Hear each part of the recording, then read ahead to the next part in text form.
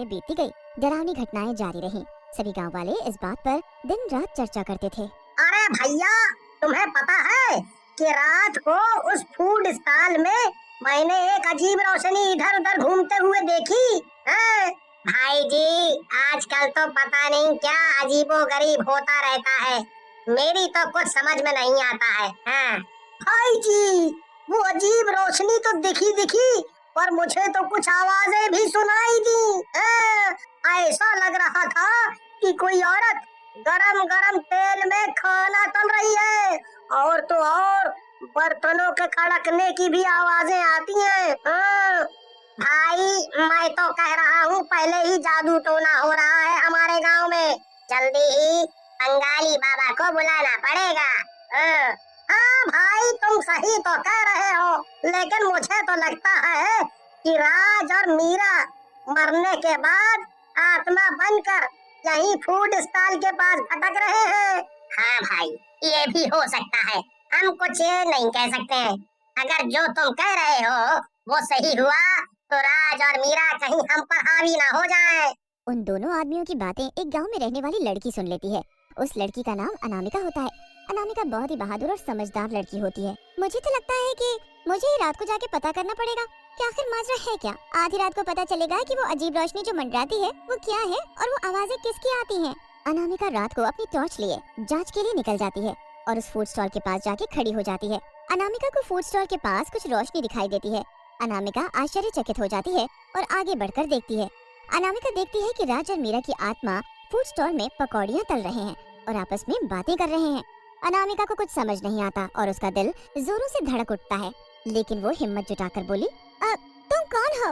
राज और मीरा की आत्मा अनामिका को देखकर मुस्कुराते हैं और अनामिका को अपनी पूरी कहानी बताते हैं। अनामिका बेटा, तुम हमारी कहानी सुनना चाहोगी? मुझे कोई कहानी नहीं सुननी, मुझे बस ये जानना है कि तुम को चलाया करते थे। हमारे बनाए हुए पकौड़े इस गांव में सबसे ज्यादा स्वादिष्ट और मशहूर थे।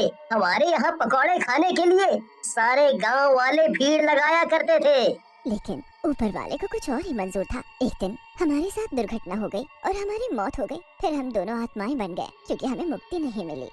हम यहाँ किसी से कोई नफरत नहीं करते, ना ही किसी से बदला लेने वापस आए हैं। हम यहाँ वापस इसलिए आए क्योंकि हमें ये खाना बनाकर खुशी मिलती थी और मरने के बाद हम इस खुशी से वंचित हो गए थे। इसलिए हमने फैसला किया कि हम मरने के बाद भी ये स्वादिष्ट पकौड़े बनाना जारी रखेंगे, इस उम्मीद में कि हम मरने के बाद भी अपनी खुशियाँ कायम रखेंगे। अनामिका ने राज और मीरा की कहानी को ध्यान से सुना और वो उनसे बहुत प्रभावित हुई।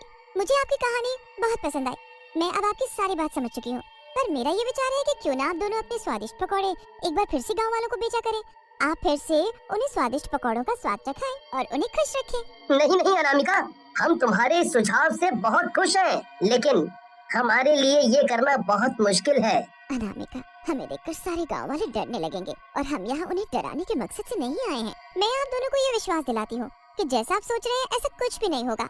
आप गांव वालों के सामने जाएंगे और अपना फूड स्टॉल दोबारा चालू करने का प्रस्ताव रखेंगे तो सारे गांव वाले बहुत खुश होंगे। आप दोनों देखिएगा, गांव वाले एक बार फिर आपके पसंदीदा व्यंजनों का स्वाद चखकर प्रसन्न हो जाएंगे।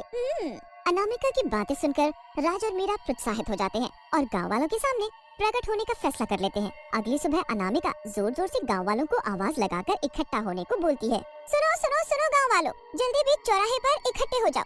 एक खुशखबरी है, आज आपको मैं एक बहुत बड़ी खुशखबरी सुनाने जा रही हूँ। ऐसी क्या खुशखबरी है बेटा?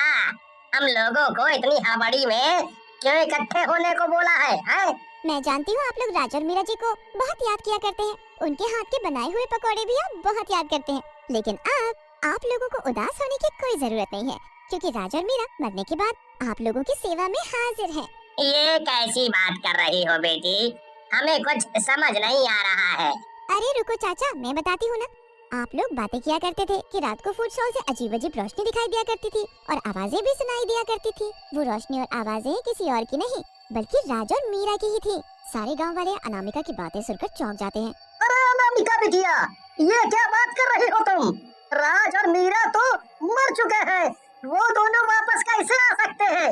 हाँ, मैं समझ रही हूँ, राज और मीरा मर चुके हैं, लेकिन मरने के बाद भी उन लोगों को मुक्ति नहीं मिली, जिसकी वजह से वो दोनों भूत और चुड़ैल बन गए हैं। गांव वालों को अनामिका की बातों पर विश्वास नहीं होता है।